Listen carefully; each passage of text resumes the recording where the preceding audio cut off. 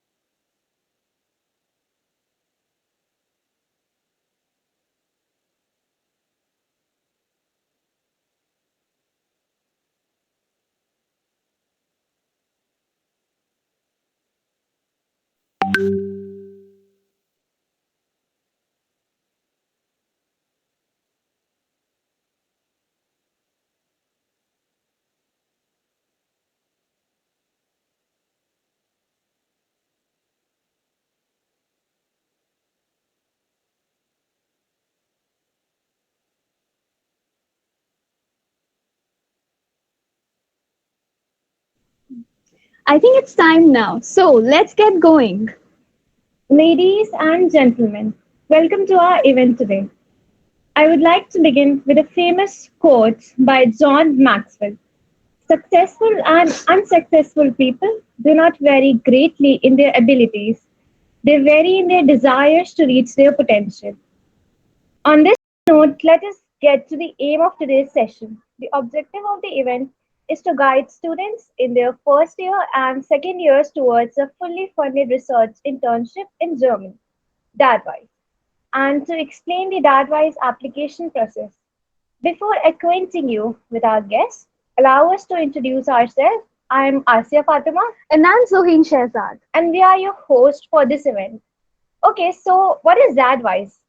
So basically, the DAD Working Internship in Science and Engineering is a program that targets Indian students who are pursuing a degree in fields of science and engineering who want to do a research internship at a publicly funded German higher education institution or a research institute. So, who is ready to go to Germany? Me. Moving ahead, it's time for us to introduce you all to the speakers of today's event. We are honored to have with us three distinguished speakers who are themselves advice scholars and accomplished researchers in their respective fields. They will be sharing their experiences and insights on the DAAD-WISE program, as well as giving practical tips on how to create a successful application. Our first speaker is Yusuf Ahmed Khan, a fourth year electronics engineering student at Zakir Hussain College of Engineering and Technology, Aligarh Muslim University.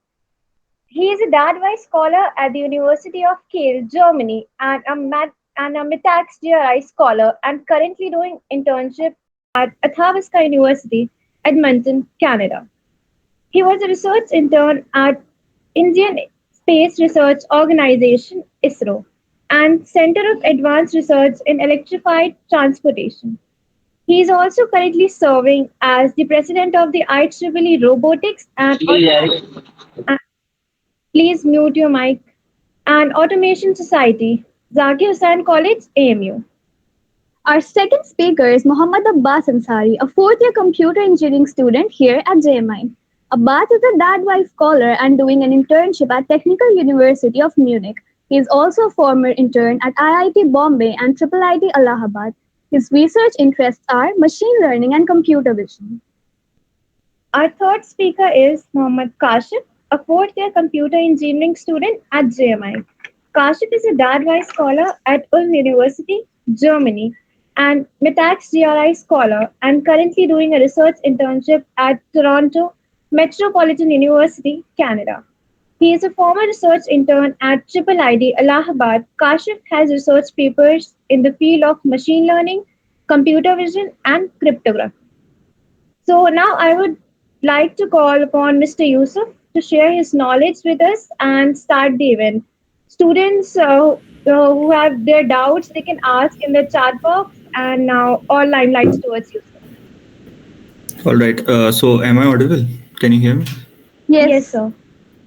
Yeah, so good morning, good evening, everyone, depending on your time zone. Here it is morning 8 a.m.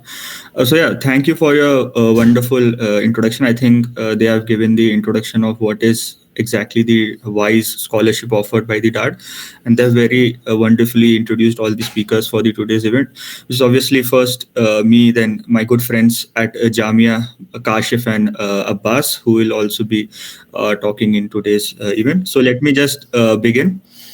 So obviously, this the introduction has been given, but let me just tell you guys once again what is the WISE or the DAAD-WISE scholarship. So the German Academic Exchange Service, or also known as DAAD, is the world's largest funding organization for the international exchange of students. So it basically facilitates exchange of students between Germany and the rest of the world.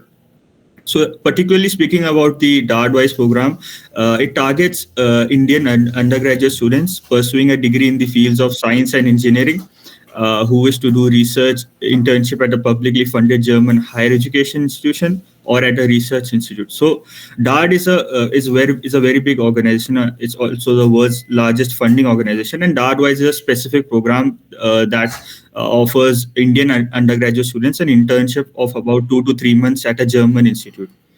So now, talking about who can apply. So the first primary condition is that the person or the candidate should belong to one of the selected Indian higher education institutes. So there's a list given by DAD. So particularly, I suppose that you are from Jamia or you are from AMU. So don't worry, you guys are covered in this list. But if you're not from these institutions, then you can maybe just check out this link, and the PDF of the eligible institutions are also given on their website. Second condition is obviously should be enrolled in programs which can be classified under the broad category of engineering, mathematics, and natural sciences. The third condition is you have to be in your third year of your fourth year bachelor's, or if you are doing a integrated dual degree program, then you are eligible to apply in the third year or the fourth year. So I suppose most of you are in your 4 year programs. If possibly, if you're a BTech student, then you can apply at the starting of your third year or your pre-final year. And you should not be a former recipient of the WISE scholarships. So suppose if you are in your integrated dual degree program and you have applied in the third year and you've gotten it, then you can't apply in the fourth year. So that is what this point means. Now, obviously, talking about the exciting part, or the part which most people look up to, funding. So what's the duration and what's the value of the funding? So first, let's talk about what can be funded. So a research internship at a publicly or state funded, so this is important, public or state funded higher education institution or a non-university research institute in Germany, to work under doctoral students, scientists, or professors as a part of their ongoing research projects. Internships at private universities or research institutes or companies are not eligible under this program.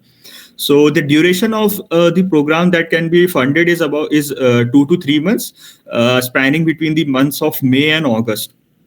So the internship period can't be less than 60 days or more than 90 days. So this is the duration of your internship that can be funded by DAD. So let's talk about the specific amounts. This is just a approximate amount. I mean, it may vary each year because of maybe inflation or other factors, but this is just an approximate amount based on what we received. So a monthly scholarship of approximately 900 euros every month, and a lump sum travel subsidy of 1050 euros. And these two things are your primary stipends in DAAD-WISE, and payments towards health, accident, and personal liability insurance is also covered by DAAD. So let me just talk more about the eligibility criteria. So apart from those, I think 4 criteria, there are some more criteria. So one criteria is regarding your CGPA. So your aggregate percentage should be higher, or at least 85% or 8.5 on a scale of 10 and above of all completed semesters at the time of your application. So it's generally at the time of application, at least in my case, it was 4 semesters completed. So I attached the transcripts of fourth semester. And suppose if you have only completed your third semester, then you would be attaching your mark sheet of the third semester, obviously. But the condition is that you must have an aggregated CPI of 8.5 on a scale of 10. German language skills are obviously not mandatory, although it may help if you know it. a very good proficiency of English language is expected. And the last condition is applicants must be of Indian nationality. A valid passport might be needed later if selected. And it's important that the name of the application form must be identical with your passport. So if you don't have a passport, I would suggest you should apply one, and you should be very careful and cross check your details, your name and everything with your already existing documents, and apply very carefully, because this can create problems later in the visa stage, which is just a headache if you're not filling it properly. So I would advise everyone to fill these things properly in your application. Now, obviously, DAAD-WISE requires a lot of documents as compared to particularly other internships, maybe like MyTax. So DAAD has a comparatively or relatively hectic procedure. So documents that you have to submit on their portal. So the first one is the online application form. So basically, when you go to the DAAD-WISE website, there'll be a downloadable PDF, and you can just fill that, and that's your application form. Then you have one approval form. This will be from your German host. Now, what do I mean by a German host? So the professor that you will be doing your under whose guidance you will be doing internship, that is your German host. That refers to your German host here. So you will have to send him a document that is also provided by DAAD. So you'll just send him that document, and he'll fill that, and he'll send it back to you. So that's what the approval form is. And there's one more document, that is the letter of invitation. That is also to be filled by your German host or your German professor. Then you have the no objection certificate from your home institute. Then obviously your semester mark sheets and transcripts. Then your letter of motivation, or they call it as project motivation. So that is also to be done by you. Then your complete CV or your resume. Now, DAAD requires some documents to be mailed or posted to them via speed post or any other post. So there are particularly two documents that you have to post them. So one is the application summary, which is generated on the portal in the PDF format. So you have to just take the printout of it, and you have to take a printout of that. And then the second thing is your LOR, or your letter of recommendation from your home institute. So maybe it might be your Indian university teacher, your professor, your course teacher, your supervisor, or anything. So they have to write you a letter of recommendation, and then there's a condition that they have to put it in a sealed envelope, and then you have to take these both of these documents together, and then you have to post it to DAAD-WISE New Delhi's office.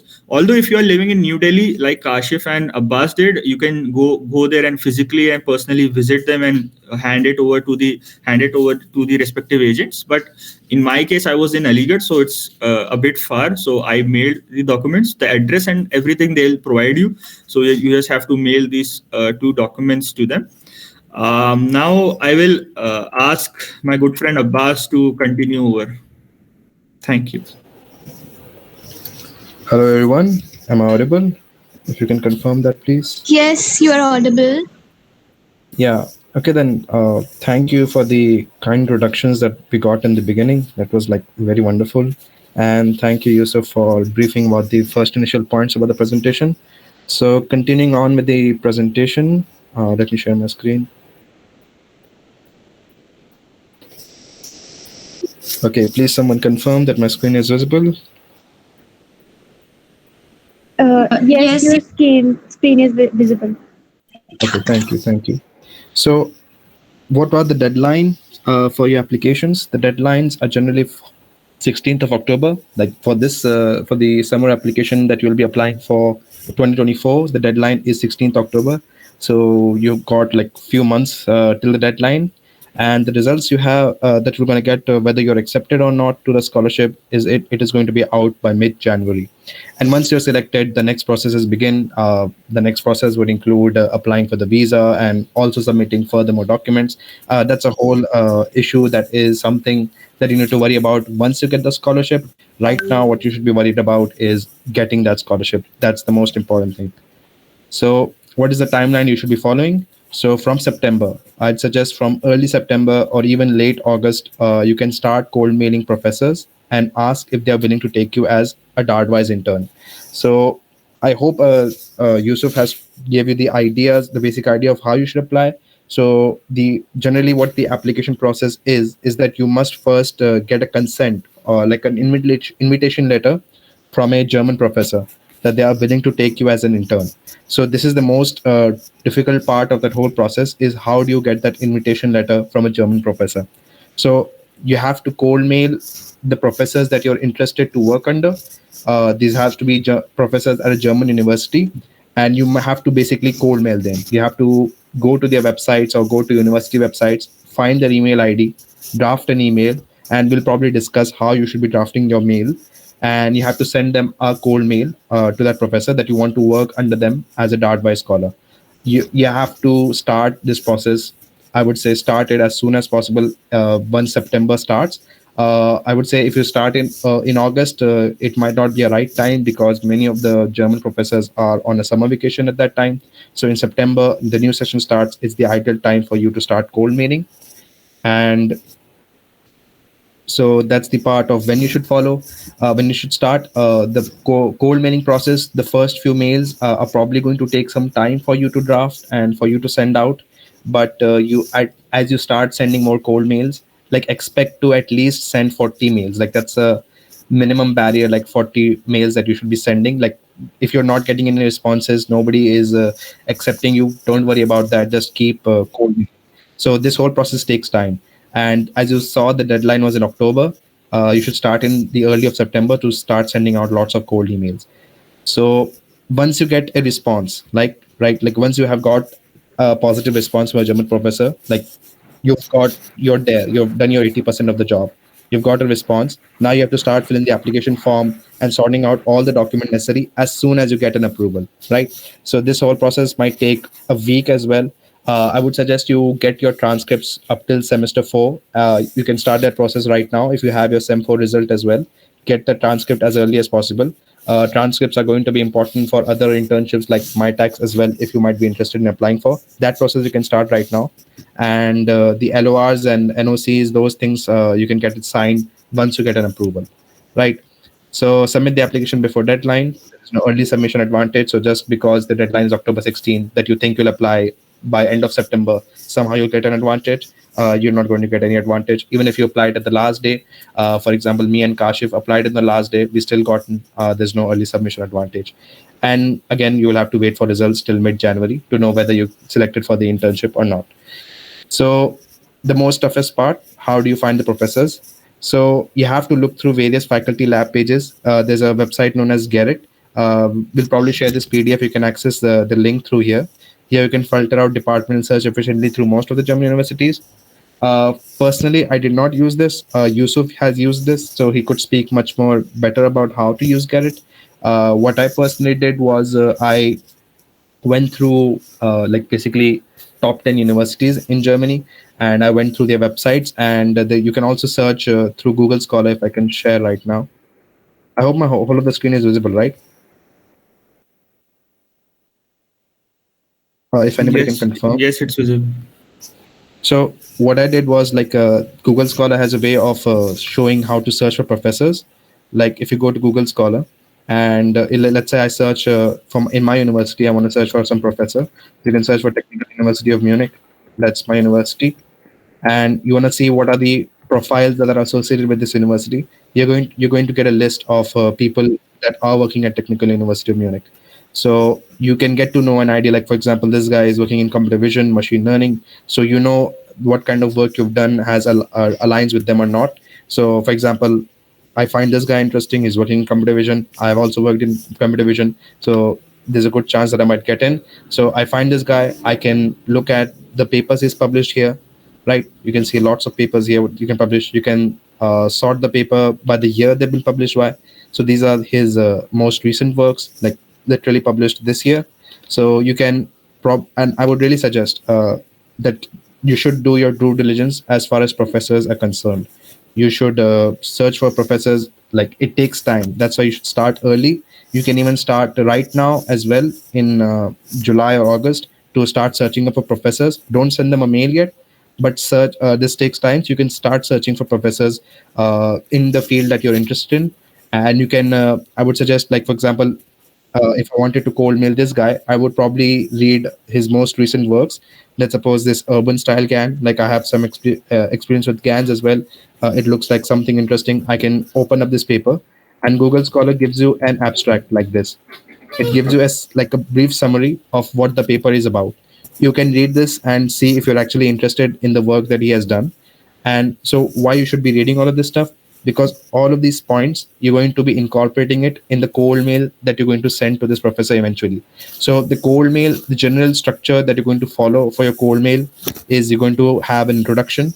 You're going to speak about the professor, like what work has he done, like why do you actually want to work under him. You have to make that mail specific, and the rest of the email would be talking about what you have done personally, what has been your experience, and in the last you'll have your that you want to work as a DAAD-WISE intern.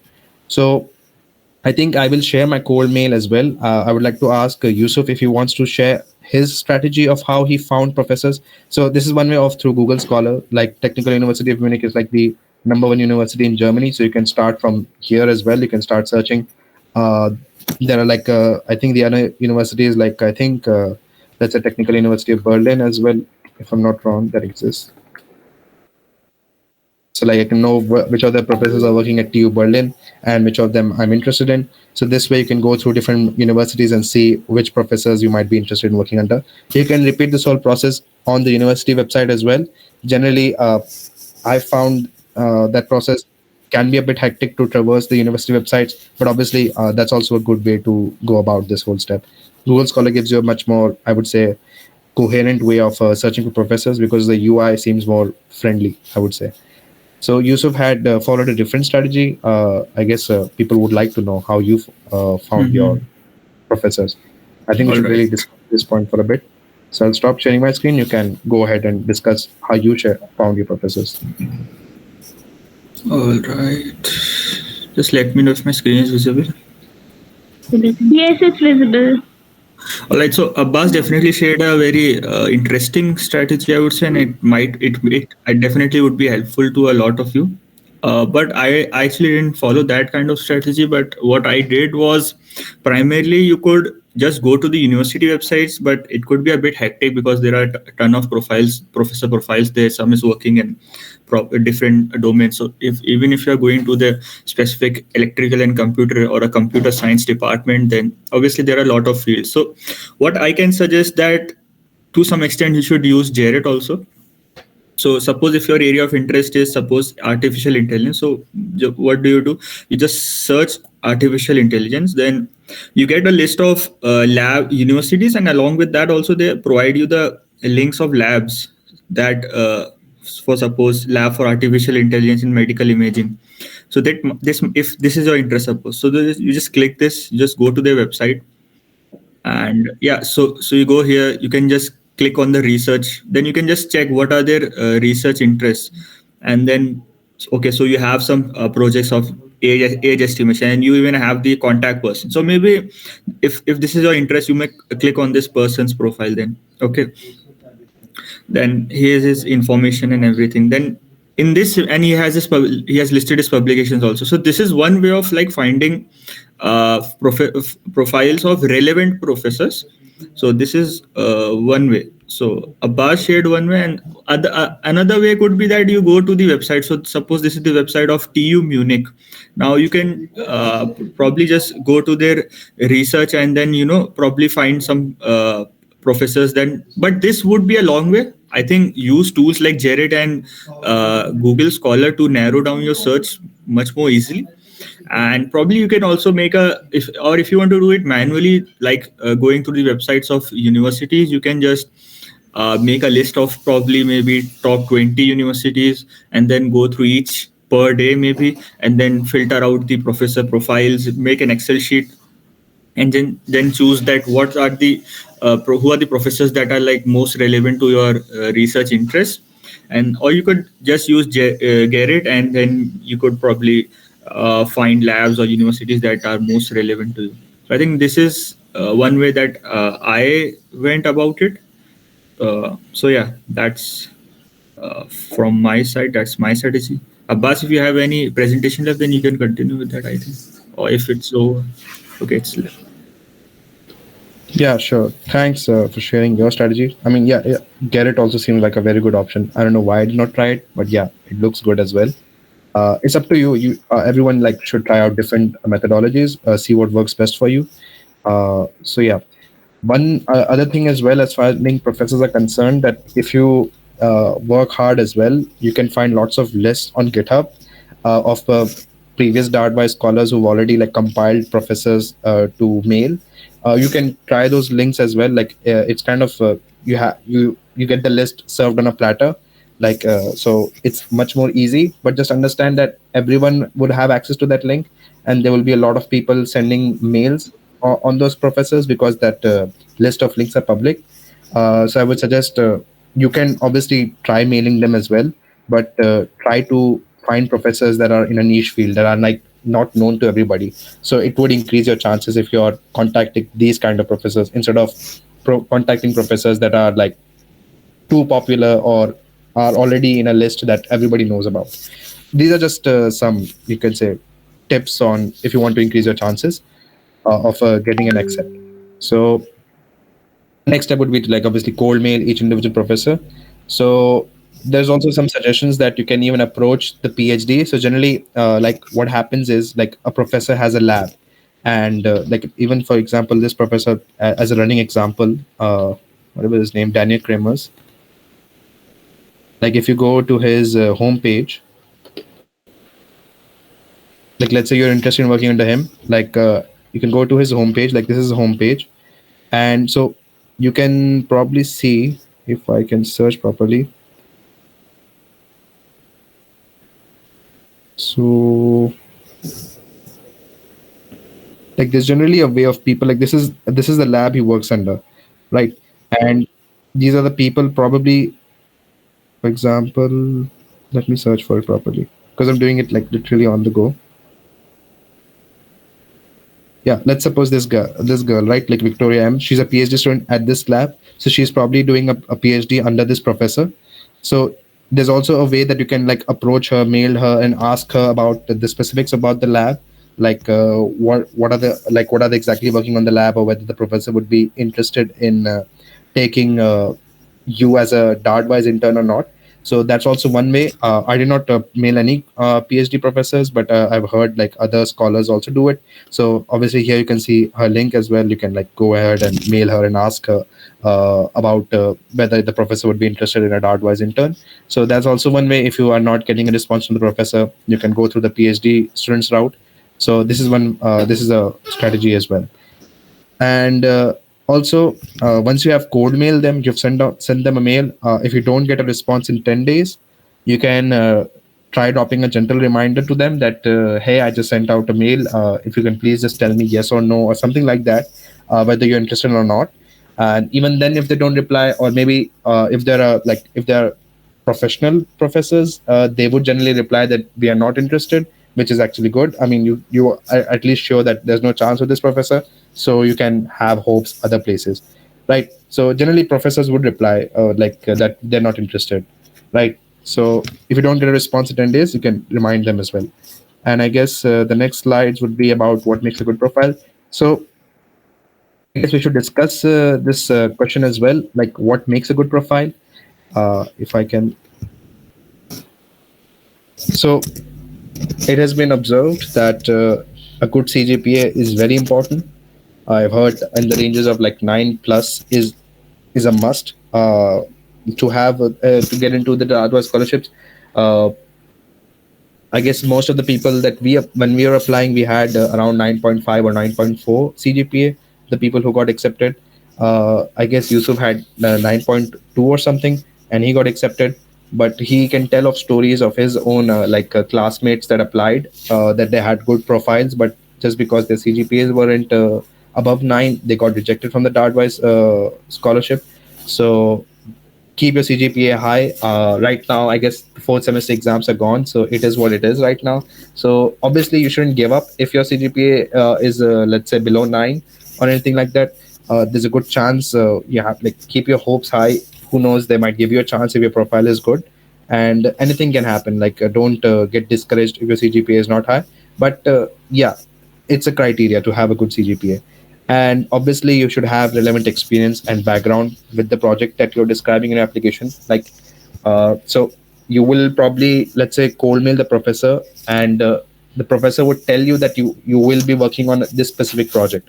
And this once you get the invitation letter would usually include the area that you'll be working in.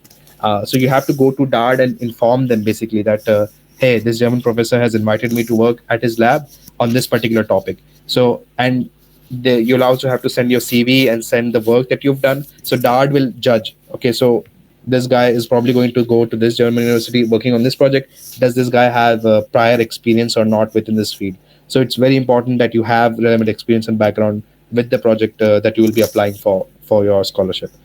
And your future goals and aspirations should align with the interest of the program. Like you should obviously in your statement of purpose talk about that you want to probably, let's say, what I included as well, like I'm interested in higher studies, I'm interested in research, I want to explore the German research environment. Like you can talk about this kind of stuff to like let the DAAD know as well that yeah, this guy looks like you're a good investment. The DAAD is basically the German government. Like you're going to be a good investment for the German government to come to Germany to stay here for a few months, do some research, and hopefully come back later for your masters, or develop a good relationship somehow. So these kind of things you will probably have to include in your statement of purpose, so your future goals and aspirations should align with the interest of the program, right? So this is what makes a good profile, I think. If you have any questions, we can go on that. What I wanted to share as well, we have been talking about cold mails, and I think I hope lots of guys. I mean, I guess we have a good amount of people here.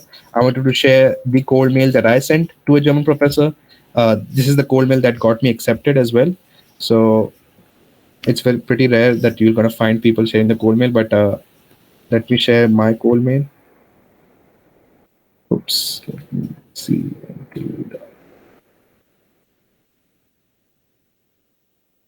So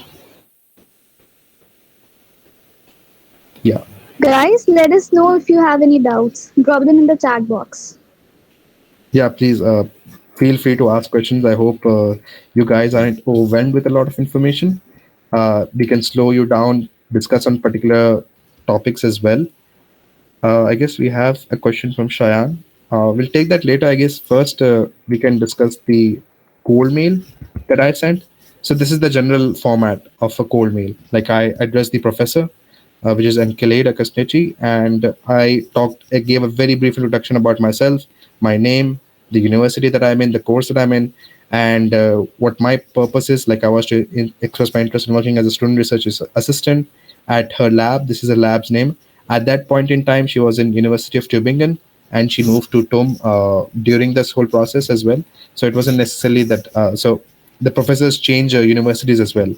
So at that point, she was in University of Tübingen, and I just said, under your guidance for the summer of 2023. So like this first paragraph, let the professors know like who you are, like what's the point of the mail, and that you are asking to work under her through the DAAD-WISE program.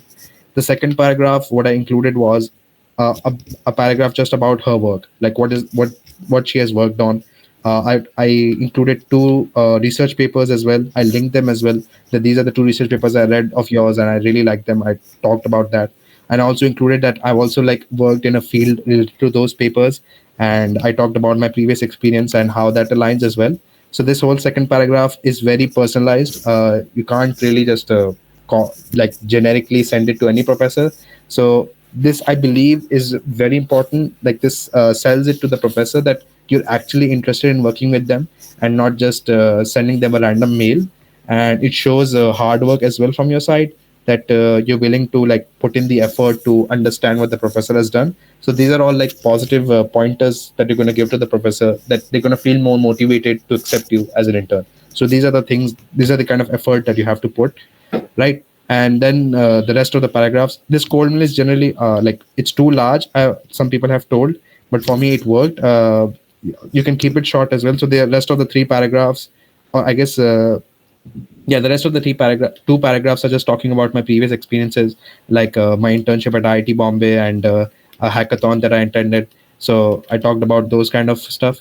And the second last paragraph, and the third paragraph second last paragraph is like me talking about my future goals and potential, like I aspire to become a rigorous scientist. Like you have to talk about this stuff to sell yourself to the professor, and like why working under that professor would make you achieve your goals and aspirations. So this is paragraph is talking about that.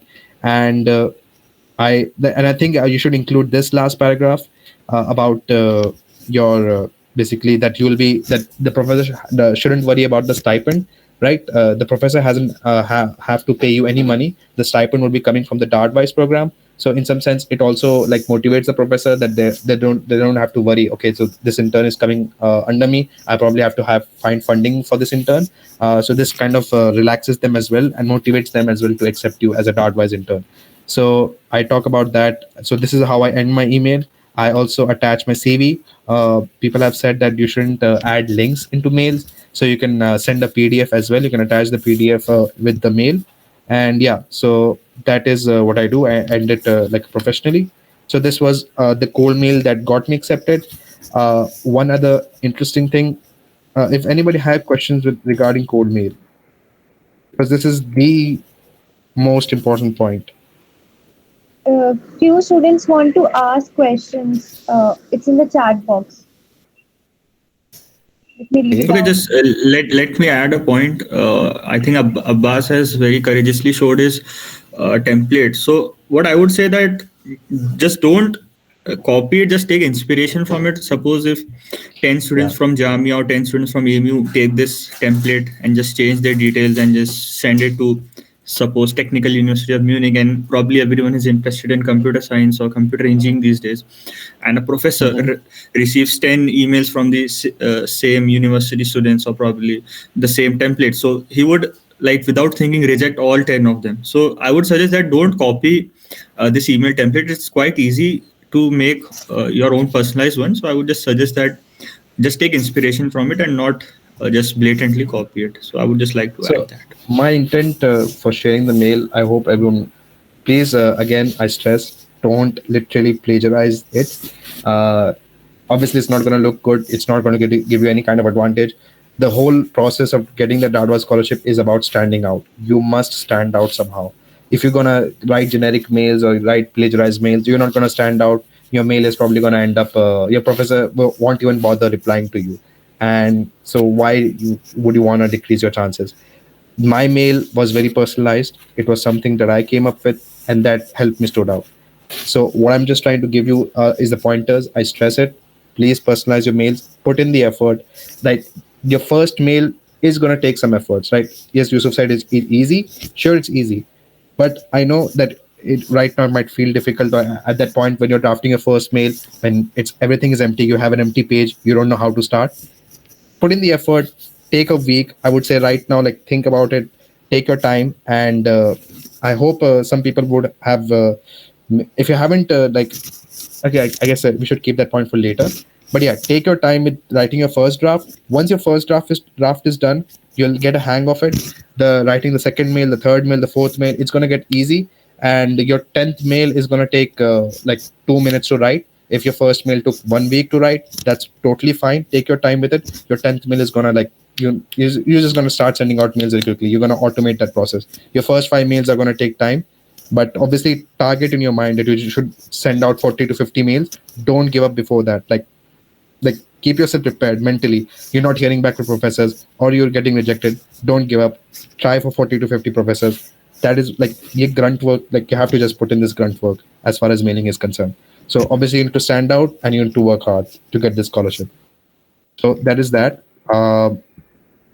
So what next we should discuss about? So I hope you have stressed this point enough with regarding cold mail. We have shared how to find professors, and I think what we can. So one other thing that I wanted to discuss is like a hack or a tip. Is you can probably see on the right, like there's this tracking bar that you can see that it tells me when it was viewed and where it was viewed from. So this is actually a Google Chrome extension. I would highly recommend to install this. And nobody's going to tell you this, but it's something that I found very helpful for my whole process. It's called Streak CRM. So It's a extension that tracks the mails that you've sent. It actually can track when that mail was opened, from which location it was opened, and how many times it was opened. So for example, right here you can see exactly like this mail was opened in Munich, Bayern, on June 12th, and even the time as well, exactly when this mail was read by the other person. And unknown location is obviously like the extension isn't perfect, but it does like let you know like whether how this extension would help. It would let you know whether the professor has read your mail or not. So if, for example, if you send out a mail, the professor has read it and has not bothered replying to you, then you know, okay, so this professor is either busy or probably unprofessional. So you can move on and don't have hopes from that professor. If, for example, if the professor has not even read your mail, has not opened it, maybe you can send them a reminder as well to like that, like, okay, maybe at that particular point in time, they might have missed the mail, right? So they did not read it. Maybe the professors are getting tons of mail every day, and your mail might have got lost in that whole ton of mail they got. So you can send them a reminder in that case that, hey, I sent out a mail this time, please have a look at it again. Like, this extension really helped me personally in my application, because if you notice, I sent this mail on 16th of September to the professor, and I noticed that the professor did open it multiple times on September 16th in Munich as well, and from multiple locations. But the professor did not reply back to me at all. I thought I had given her hope on this professor that I want a reply back. I want get a response from her. So if you notice, like, the message was read on September 16, 17, 18, 19, 20. Like, it was being read multiple times from Munich itself. So I sent out because of the fact that she opened the mail, read it, and did not reply back. I had given up hopes on her. But on October 5th, I was like, okay, this professor has looked at my mail multiple times across this whole month of September. I was like, let's give her a chance again, and let me just ask. So I just ask her, I address her, and I say, I hope you're doing well, and I wish to gently remind you of the mail I sent a few weeks back regarding the working as a summer research assistant under you. So as a reminder that please have a look at it again. And I sent it at 12:03 in the morning, and within 6 minutes I got a response from her that yes, like, we are interested in working under you. Like, we would like to support your application. This is the positive mail that I got, and I'm working under her right now here in Munich. So without this tracking software, I wouldn't have known that this professor has looked at my mail multiple times. She probably looked at it multiple times because she was interested in me, and probably I don't know the reasons why she didn't reply. She would have been probably busy during that whole period, and I got to know she was attending a conference in September at that time. That is why I guess she did not had the time to reply to me. So if I wouldn't have sent out this reminder mail, she would have just moved on, and I wouldn't have gotten this internship. So I would highly recommend that you install this software as far as like to help with your application process. So that is that. One other point that I want to also like include is that you should try to mail professors. That the timing of when you send out your cold mail is also important, right? So I hope you're noting down these points, because I can understand it's a lot of information overload right now. Generally, the professors read their mails in the morning, German time. So in the morning or in the afternoon when it's their lunch break, and sometimes in the evening. Most ideal time would be in the morning and the lunch time, which would be around 1 p.m. We're talking German time right here. So the time difference between Germany and India is about 3.5 hours. So, for example, right now, if you can see the time right now is around 4:50 p.m. It's probably around 8 in the evening in India. So you have to assume that 3.5 hours of a time gap. So I sent out a mail. I tried to send out a mail in such a way that it would reach them in their morning time. So right now, Gmail is showing me a German time that the mail reached the German professor at 10 a.m. in the morning. So it had a much more better chance that the professor would read it. How you can do this? Google has a way of that. If you can compose your mail, for example, you can actually schedule send your mails. If I can find it. Yeah, so you can see this option of schedule sending it. You can actually schedule when you want to send it. Let's say let me include a recipient. Let's say I want to include Yusuf. I want to send them a mail at a particular time. So I can actually specify like at what time and what date should I send out the mail. And so this way you can like strategically think about, okay, at what time, Indian time, I should be sending out a mail, so they get the mail in German time at the, let's say, in the morning or in the lunchtime. So these are another important points that you should really take care of when you send out your cold mail. So I believe I've exhaustively covered a lot of details about cold mail. Yusuf, do you have any other points that you want to include about cold mails or anything else? I think you've covered everything. Now we can probably move ahead with the questions. Yeah. So I hope you've noted these things down, because we've shared a lot of personalized tips that you probably won't find anywhere else. But yeah, I guess we can surely move on to the questions. Yeah, I would And encourage everyone to just type your queries in the chat box. And you will get it answered right away. yeah, so I guess we can. What we've got some questions right here, right? Like Shayan Amir had asked, is 9 CGPA should be throughout all 4 semesters, or just in second year is enough? Uh, like I would say it should be like overall. The average of all of your 4 semesters should be above 9. Like CGPA is that it's a cumulative grade, so it's something you that takes into account all of the semesters. So I mean, yeah, that is what we meant. Like you should have 9 plus CGPA. That Yeah, means of your it four should be semesters. your aggregate CGPA, and I wouldn't say that basic like 9.1 or 9.2 is enough. I would say that around 9.5 would be a good CGPA for DAAD-WISE. Talking of me, I had a CPI of 9.124 to be very precise. I think the reason I got the DAAD-WISE internship was because I had some research experience till my second year. So I had one paper published and one was accepted. So I think, and I had two more papers that were to be sent, but I don't think that papers to be submitted have any value, but still, so two papers I had. So I think that gave me an edge. So if anyone's wondering what's the ideal CGPA, so I also talked to a lot of people from IITs and stuff on LinkedIn. So what I got to know was that your profile has to be like good, and obviously we don't have an edge of that institution tag of an IIT or an NIT, but still I think an CGPA of around 9.4, 9.5, or if you have some research experience or maybe wonderful internships, maybe a 9 would work. But I don't think that, I'm not discouraging anyone, but I don't think below 9 there's very high chances, unless you make your application in such a way, you write your project motivation in such a way that you can convince them. Yeah.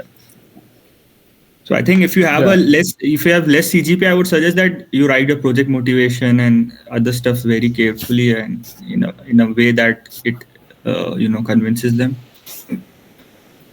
Yeah, I guess these are, you should be realistic as well at some point, but I would say still don't give up if you do have less than 9 CGPA. It's a good experience, the whole process of applying for a scholarship as well. It's going, if you even if you don't get accepted or not, that whole process you're going to learn a lot, how to search for professors, how to write cold mails. Like this whole process as well is very educative. So give it a try. I would say don't give up on this opportunity. It's a very good learning opportunity, regardless of whether you get accepted or not. If you get accepted, well, that's pretty great. If you don't, sure, you learned a lot. You can move on to trying to different things. But I would suggest, please try. Right, don't give up. So Devansh had asked, is this scholarship applicable to students of university from any background? I think Yusuf already told that we're talking about science and engineering. So if you're from natural sciences or from any engineering degree, you're eligible. Okay, so I'll take the next question by Umar. So it's my second year starting. Please share some tips I should do throughout the year to get DART program in the third year. So as said that you have to basically focus on your CGPA the most and try to get some research experience, or I would say do an internship in your first, after the first year. I guess you must be having a summer break, so probably get an internship experience. That would help. I think Abbas would like to add on to that definition. Like you're in, I would say, quite a good spot right now to plan out your second year, because your second year hasn't started. It's summer break right now, if I'm not wrong. I don't know, you're from EME or Jamia, but in Jamia it's summer break right now. I would highly suggest get some research internship under your belt. Either you can approach your professor at your university to work on some research project during the summer if you haven't got a research internship. uh, approach your professors at your university. I think that's the most easiest thing to do. Approach the professor that you like or you think is doing good research. Again, you can go to Google Scholar. They hopefully would have a profile on Google Scholar, and you can see what papers they're publishing, what work they're doing. If you're like interested in what kind of work they're doing, you can go approach them, tell them, hey, I hope they know you as well. Or even if they don't know you, if they're in the university, you can introduce yourself and you can tell them, well, I'm interested in research, I want to do higher studies or this and that I want to work under you as a, like, I want to start working on some research projects under you. And I hope that professor would give you lots of good tips and guidance on how you can start doing research. So this is the most easiest way if you have zero research experience under your belt, no internship, anything. This is one good way you can start doing. And as I said, in DAAD, you're going to need an LOR, a letter of recommendation. So if you're in the beginning of your second year, I would say get a good relationship with the professor of your university. That way, you know that professor at the end of your second year, like, and basically at the beginning of the third year, would write a good LOR for you because you will have a relationship of 1 year, and that would be like a very strong LOR for you. So Umar, you're kind of in a very good spot. If you are really interested in DAAD-WISE, you can really plan it out in that sense. I would suggest also, if you have a month or two right now available to do an internship, you can actually start cold mailing professors at IIT right now. Like, what's stopping you? Like for me, in the end of my second year, uh, so was it? No, it was after my first year, I believe. I'm actually confused. Wait, after my second year. Wait, so you're going to start your second year? You have actually a lot of time. You have 2 years actually, if I'm not wrong. Mm. Right? No, you have your summer after after second year as well, right? Mm. So you have a whole summer as well. So you have lots of time actually. Like, you shouldn't be like, sure, you should start doing your research. I would say best thing is go get into contact of a professor and start working in second year under a professor. You'll probably have good research experience in those under with that professor. So you can probably try to apply for research internships within India itself at the end of the second year. Like, I think Yusuf did his internship at ISRO. Maybe he can share some tips on how he got it after his second year. Like, for example, I did it at IIT Allahabad and IIT Bombay. It was all because I had already did some experience with machine learning in second year. So yeah, get in touch with the professors. You're in a very ideal spot. You have lots of time. Like, you can explore lots of things. All the best, Umar. So I guess that's that with Umar. I'll Any more questions? You can feel free to ask any random questions. Like, with regards to the topic, don't हिचकिचाओ मत पूछने में. And one other question by Adiba. So it's like, how did you come up with the research topic for this internship? So I think research topic, or it's not a research topic, I would say it's more of a research interest area. I mean, it's definitely hard to concise to one area, but I would say that you have to figure that out yourself. And yeah, that's, I think, my point of view on that. And if Abbas would like to add anything. So for me, if I could share how I got the research topic for the internship that I'm doing right now. As I said, after my second year, I did an internship at IIT Allahabad. So in that internship, I actually got the chance to work with the eye tracking related area. So the research that I'm doing right now is also related to that area. So in some sense, my IIT Allahabad internship was what really helped me, in that sense, get an idea, get a research idea, because already I had worked on research after my second year. So in some sense, over the whole third year, I was already thinking about different ideas in this particular field. That is how I got my research topic for this internship. So I would say, if you're in your second year, I would say you have very good chance to explore research and get good ideas on yourself. Even if you don't get ideas, like, let's say your third year is going to start next semester, there's no issues. If you probably have had some experience with machine learning or with whatever field you are in, if you are if you got good grades as well, you can ask the professor to say that, well, you've read certain papers in this area, and you can tell them that I'm very motivated. If you can convince them, they can assign you a topic themselves as well. I've seen that is also very much possible. Right, you can tell them a very a generic field, like, I want to work in medical imaging. So you haven't really posed a very particular research topic because you feel you don't have that much experience, but you can tell them, I'm generally interested in medical imaging. You can tell them, I read a few papers or maybe did some courses related to this. The professor, if they see that you're well motivated, he'll assign the research topic to you. So in that sense, you shouldn't worry too much. of coming up with a research topic on your own, because that in itself is a pretty big thing to do. Like coming up with a research topic, that is tough.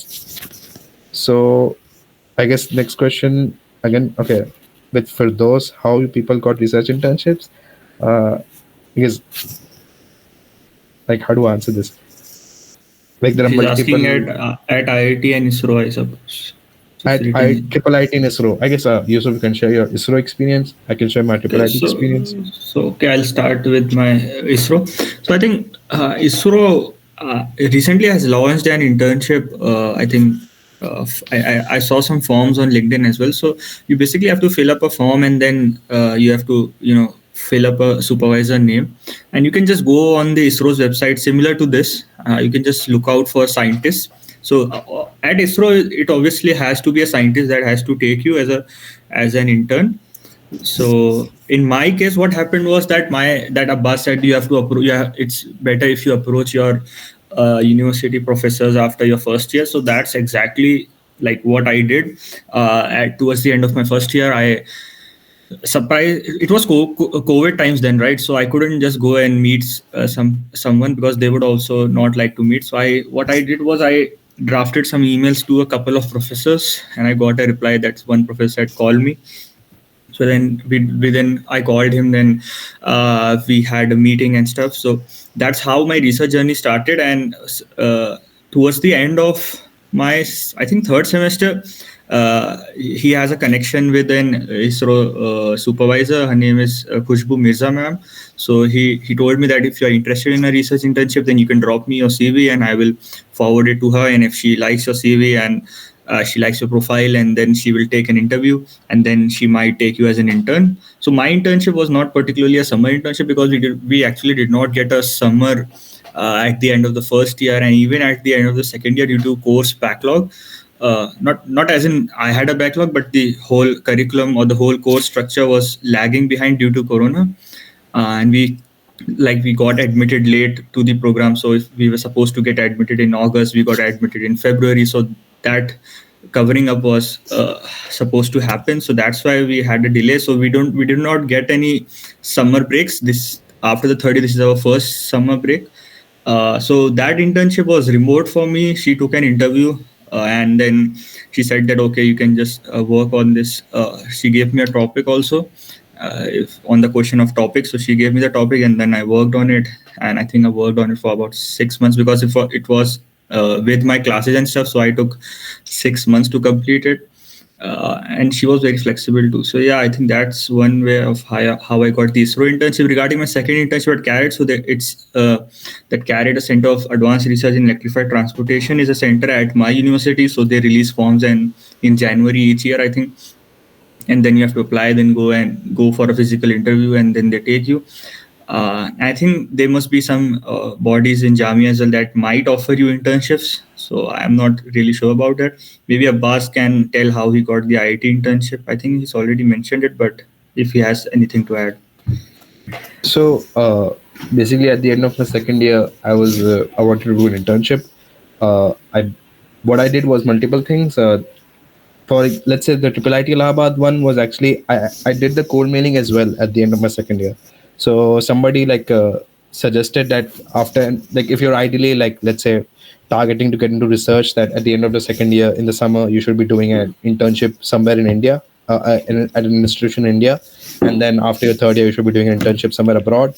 So this way, like, you can develop a very ideal master's application. So like I had thought about this like pretty early on in my second year, that by the end of my second year I want to work in some Indian research institution. So I actually sent out cold mails, multiple cold mails. I believe, like, I did not write a lot of cold mails, like 5 to 10 cold mails, I would say. So I sent out these mails to IIT professors and triple IT professors. So I did get a positive response from IIT Kharagpur professor. Positive response as in like he was interested to have an interview with me.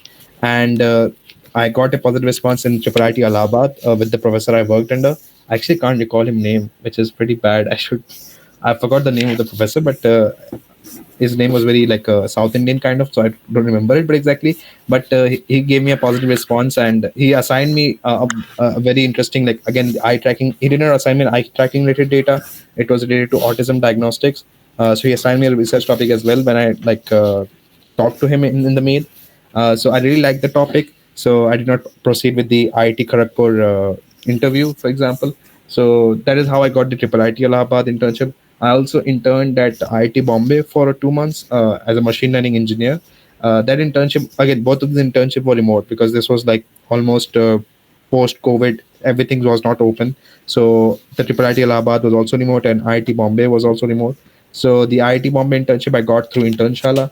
Like I was also very surprised. I was actually searching through Internshala for different again ML engineering positions, and I saw that IT Bombay was had it on, so I applied and I got in. It seems so they had an assignment for that in Internshala they usually have assignments that you have to solve to get in to the like internship. So I had an assignment to solve with regards to OpenCV, and then I was invited to an interview for IT Bombay.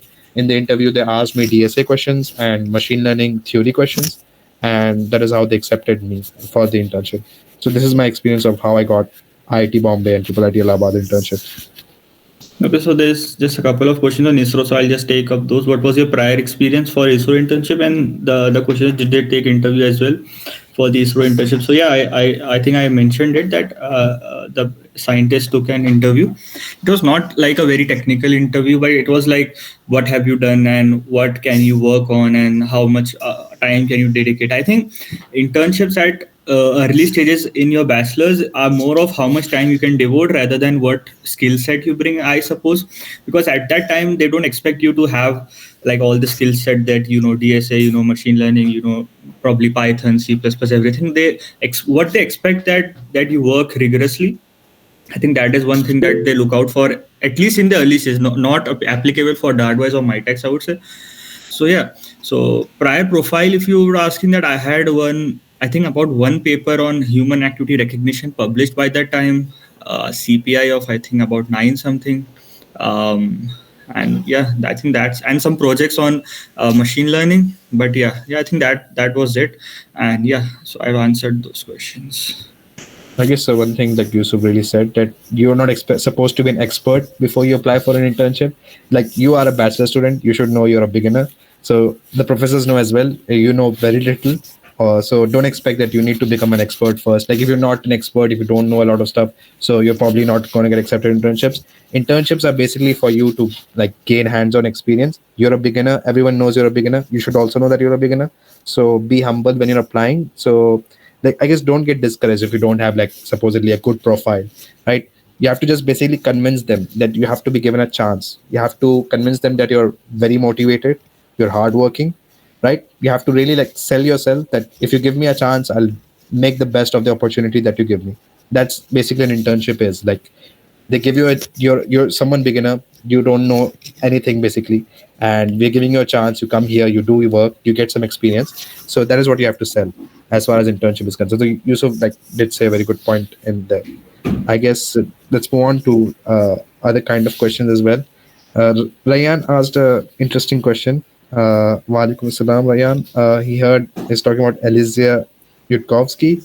I haven't really read into his work specifically, but I did see he was having some like debate on in Twitter with I would say Jan LeCun, and I saw that Jan LeCun was like heavily like kind of making fun of this guy. So he's like I think a controversial figure as far as I guess in the community. I don't know personally exactly what his work is. Again, you talk about AGI and ASI, artificial superintelligence and AI alignment. I haven't done much stuff in it. I feel a lot of like this is again personal opinion. I don't think we are anywhere close to AGI, and a lot of it is hype. Even the scientists who they like, even among the scientists, like computer scientists, they're all kind of disagreeing about this. Some are very scared. Some are like, oh, we are so far away from AGI. So it's really just kind of personal opinions right now. So that's my whatever take you want on that whole topic. It'll be kind of deviated from this DAAD-WISE thing, but anyways, I wanted to answer that. So Asad said a very interesting thing as well. Like my professor is not writing by yourself a recommendation letter. He told write yourself. I will sign on it.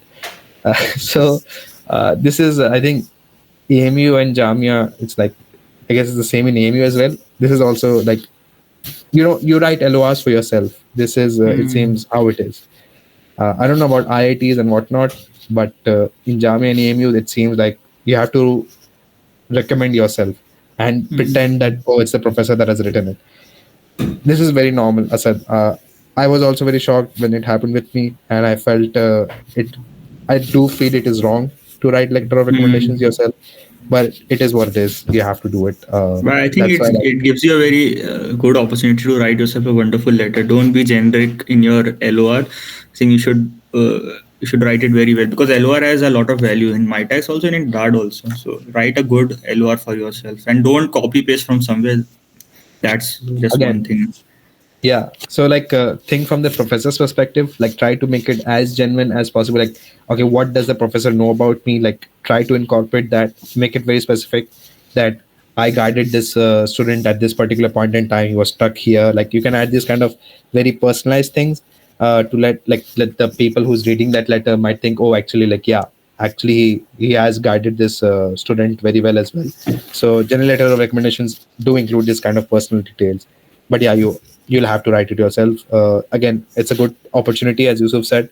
You can make it as good as you want, but don't like fill it with too much fluff that you're writing too much good about yourself. You're just praising yourself too highly, so that people might get a hint, okay, maybe there's something wrong here. So it's a interesting thing that you have to play with as far as LOR is concerned. But yeah, this is how it is.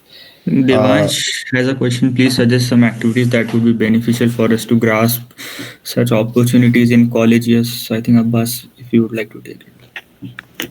This is activity again. As I said, do research. Very simply put, like, we're talking about research internships here. Do research. That's the main activity that you should be focused on. Obviously, to start doing research, you should first of all, if you are a beginner, do courses, right? Ask, go talk with your professor. I mean, I did not do this personally, but I've seen that this is actually a very good way. Go talk with the professor. Like, I want to do research. I want to work on this particular area. He'll probably share with you that, okay, do this course, read this book. We can start on this particular project and particular topic. So be busy in these kind of activities, right? Just don't just come to university and sit in classes. After the classes are over, go talk with your professor in his office, and you can start doing research. So that is the main activity that I would say would be very beneficial for you to grasp like research opportunities. And obviously, like, keep doing courses on Coursera or watch good courses on YouTube, upskilling yourself. These are general, like, tips I hope you know already, Okay, that you should be keeping. and one point to add, just maintain your CGPA. That's also very Yeah, yeah, important. obviously. Like, this is like basic things to clear होने चाहिए. पढ़ाई करो, university में आए हो पढ़ाई करने के लिए. So keep your CGPA high. Don't I bunk think classes or like we don't can waste your wrap time. it up a bit quick because we are already past the 1 hour mark. So another question for you, Abbas by Tabriz, if you'd like to take that up. What possibly you had when you applied for internship at Triple IT Lava? So I guess by the end of my, like, around in my whole of my second year, I was working with with Hitesh, Mr. Hitesh Hinduja. He's like, I think at Microsoft right now. He's like a director of AI there at in like the I guess Malaysian office. So at that point in time, he was the director of artificial intelligence at Ola. So I connected with him through my senior. So he was mentoring me basically on a research project. So that was my experience. Basically, I had one research paper as well when I was applying for the Triple IT Laba. That research paper was with him. So that was my past experience when I applied for Triple IT Laba. So, Umar Ali Khan, please share roadmap in OpenCV intern. I'm very much interested in OpenCV, share skill set. See, roadmaps, again, I know as a beginner, you want a roadmap, perfect roadmaps. Like, I would say just pick up a course, start making projects. And OpenCV is not necessarily a skill that you want to, like, just, I don't know if there's OpenCV interns. You have to apply particular OpenCV to a particular project. Like, you should, like, broaden your, like, I guess, approach here. You should be getting into computer vision in general, right? So learn about computer vision in general. I would say learn deep learning as well, because I don't think anybody is using OpenCV generically these days. So I would say do courses on deep learning and whatnot, and watch YouTube video courses on OpenCV and start making projects. Once you start making projects, you'll get to know a lot more stuff, and hopefully that will guide you down the line. There's no, like, perfect roadmap that I can give you right now. So there's another question. Please elaborate a bit about the procedure and what time of the year internship at ISRO start taking the applications. So I think the procedure I've mentioned it I'll just say it again that I think there are forms that you have to fill. I didn't have to fill a form because I got recommended by my supervisor. So I think you could either, form some connections, like maybe you could message them on LinkedIn or probably email them. Or I think there are some forms that ISRO releases, I think during the internship period, probably in the summer breaks. And yeah, I think that's it. Usually other IITs also release forms, like I think there's one SRFP Summer Research Yes, Fellowship. yes. And I think many IITs have many programs, so you have to keep a track of that. And they all release forms probably in the uh, probably I think SRFP releases forms in November or September, I think, before the summer break. So you can apply to that. And if Abbas would like to add anything to it. I mean, yeah, like there are lots of very like proper programs like DAAD-WISE for IITs. Like, I mean, it's like each IIT has their own programs. Like, I think IIT Roorkee has a program. IIT Kanpur has a program. I don't remember the exact name. Like Surge was it for IIT Kanpur? So, and again, SRFP is like across all of the Indian research institution. It's a very good program. I did apply for it after my second year, even after my third year. I got rejected both the times, but I got into DAAD-WISE. So it seems to be very competitive. Even I applied it this year and previous year, same case for me as well. And got rejected both the times. I mean, it's interesting. Like, I mean, so IITs didn't like. I mean, again, you should try everywhere. Like I applied in my tax, I got rejected in my tax as well. Yusuf Bhai got in, which is very great again. So we applied in multiple internships, and you should keep trying as well in multiple places. Like just because you got rejected from some place doesn't mean that you might not get accepted somewhere else. So again, I think the SRFP process is very random, I think, that, in my opinion, because they don't I feel have an interview or anything. Yeah, I would say even these generic IIT programs, like where you just apply on their portals, avoid doing that. Like I personally don't like these kind of processes. Even the MyTax process was, in that sense, the initial process. I like the DAAD-WISE process because I'm like directly in touch with the professor that I'll be working with. I can actually talk with him. I can convince him, and like it's very personalized. MyTax, I guess, after once you're selected, it gets personalized. But like I think I would suggest start cold mailing. Cold mailing is a very powerful technique to get internships. Like you can directly contact an IIT professor. You can send them a mail like, "Hey, I want to work with you." And if you like, I think I know some of my juniors and some of my batchmates have got internships at IITs and triple IITs like this. Like I know a junior who's just completed his second year, who got it at Triple IT Kottayam, and he followed the same strategy of cold mailing lots of professors. So I would say this will increase a lot of your chance to get an internship if you keep applying to like generic internship programs. It's very competitive and it's hard to stand out. If you send them a cold mail, it's very personalized. You already are standing out. Cold emailing would not only work for IITs. I would say that I know my batchmate and seniors, they went to New York for an international internship by cold email. So I think the horizon is very wide for it. Even on LinkedIn, I saw someone was working at Carnegie Mellon and some in MIT. I mean, I saw on LinkedIn that they cold mail a professor at MIT, which is like, again, if you keep your, I guess that's why I say cold mailing is such a, like it's a big skill that I don't know why people don't really think about it, but it's the most powerful tool you have. You can literally connect with any professors across the world. And if you can sell yourself well enough, you might have a like ticket to working under them. So yeah, again, a very powerful technique. Let's move on to some other questions. Okay, so Shayan is asking both DAAD and MyTax can be done only at the end of third year, right? So I would just say yes. So what was your thought process while prioritizing between the two? If Abbas, you would like to start. So DAAD and MyTax can only be done at the end of third year. Yes, it is done at the end of the summer, at the end of third year, but the application process happens at the beginning of third year. So that's an important point to consider. Don't think that, okay, the application starts at the end of third year, so I won't have to worry about it right now. So if your second year has completed, this is the time you should start worrying about your next summer, essentially. So yeah, that was the thing. So what was the thought process while prioritizing between the two? So basically I applied to both of them. I did not get into MyTax. I got into DAAD. DAAD was the best thing that I had in my hand. I did not have any other options, so I just took DAAD. Yusuf would probably answer this in a much better sense because he had both the options in his hand, because he did get MyTax and he got DAAD as well. So Yeah, you're the best position. so first, just on the, I think Abbas rightly pointed out that the forms will come out if you have completed your second year. Now is the time for you to apply to MyTax and DART. I think the MyTax form would be released in August, and the deadline for MyTax is usually September 22, and for DAAD-WISE it's October 14th or 14th this year, right? Abbas shared that also. October 16th, I think. October 16, all right.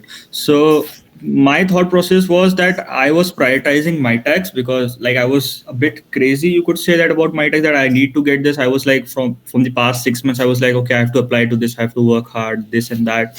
It was there in my head. It was not like I applied just a day before like some people do, and some people got in that way too. But I was on the portal from the first day itself. My tax has like 2500 projects you have to just, and in AI also they have like tons of projects, and then you have to filter out, you have to make Excel sheets on, okay, should I apply to this project, because in my tax you can apply to 7 projects if you're not aware.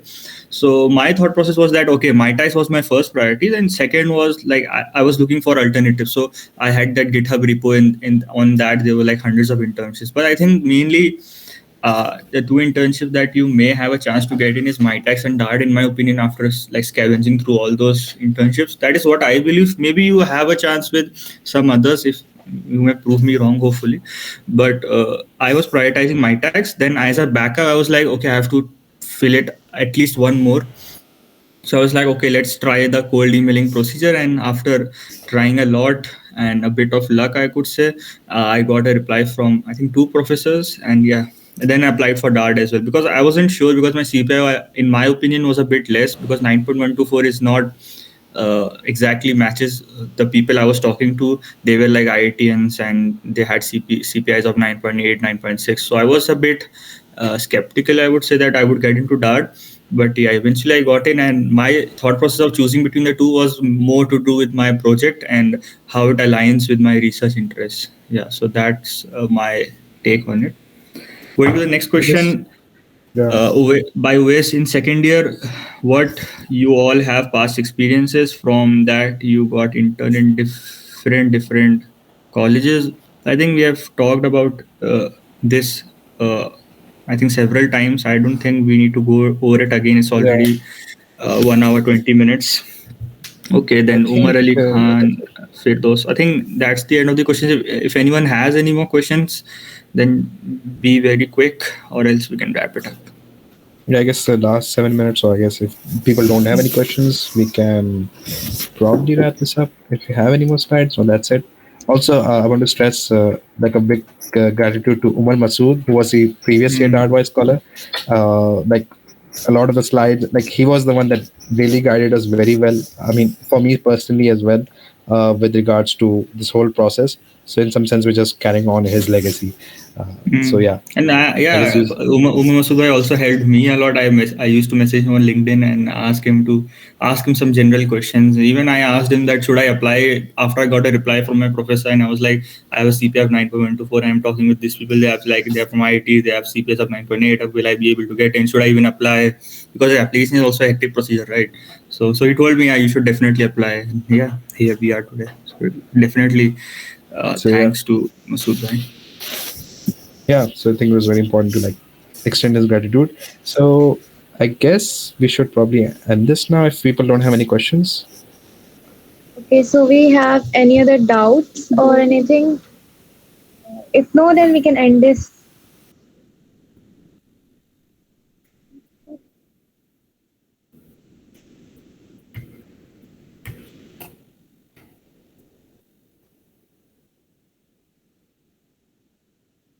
Oh, they want. I think he wants to connect. I'll send my LinkedIn like ID. I guess you can connect with me. All right. Feel free to message me if you have any doubts.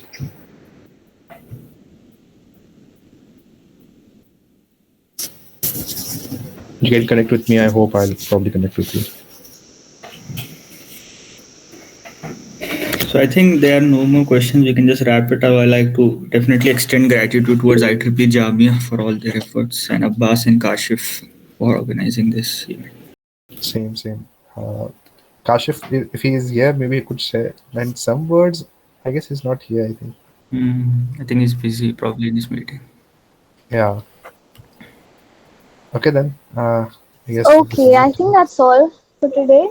Firstly, I'd like to thank the audience. You guys were really engaging. And Yusuf Bhai and Kashif Bhai. Sorry, Abbas Bhai. Thanks a lot for being so patient with us and your energy. That was really commendable. So now, as all good things that start must come to an end, we have arrived at the end of this super informative session. Now, on behalf of IEEE-GMI, we would like to take this opportunity to express our gratitude and appreciation towards our chief guests, Mr. Yusuf Abbas, branch counselor, and our esteemed audience. We hope you enjoyed and gained valuable information from this event, which will come in useful when you finally decide to fly to Germany one day. Now, we will be back with more such worldwide events in the future. Till then, have a great time learning, innovating, and exploring. Now, any feedback form will be provided in the chat box. Please spare a few minutes and fill it. Thank you and have a great day. The feedback form Thank is you, there. everyone. Kindly fill it. Thank you, Thank you, everyone. everyone. Have a Salam. great day as well. And all the best for your applications.